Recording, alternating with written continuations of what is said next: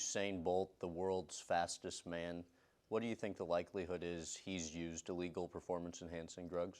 Let me put that in context. You know, Remy Korchemny is a guy that I respect greatly, that I continue to work with today, and he's a very scientific guy.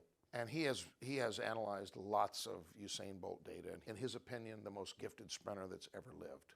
So do I think that he could have broken the world record without using drugs? If he has ever used drugs, the answer is probably yes. But anytime you're going from 979, down to 58, this is, a couple meters here, it's suspicious. When you compound that with the Jamaicans got gold, silver, and bronze in the female 100 meters, when was the last time that one small country won all three medals? So that's highly suspicious.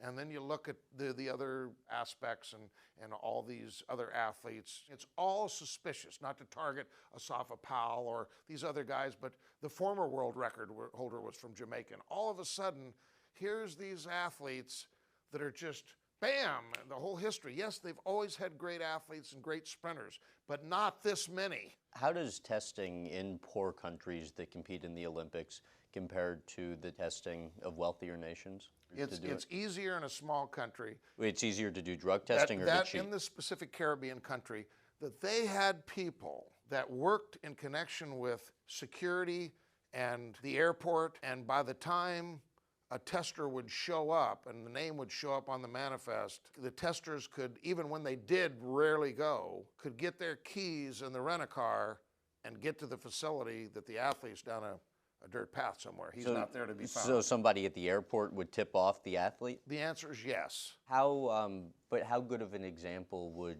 Jamaica be of the testing problems that poor countries have? Let's talk about what I do know about Jamaica for a minute. Without naming names, because this person is continuing to be competitive. They were there and trained there on a daily basis for 6 months, side by side with Usain Bolt. This person never saw a single tester there. They weren't tested. They didn't see anybody else tested.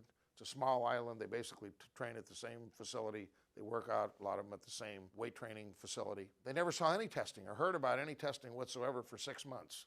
At the stadium, the drug collection facility, when they went and they looked at it and they opened it up, it was an absolutely filthy, dirty closet with boxes piled up with dirt everywhere. This was the supposed specimen collection facility where they collected the samples there at the stadium. For Jamaica? For Jamaica.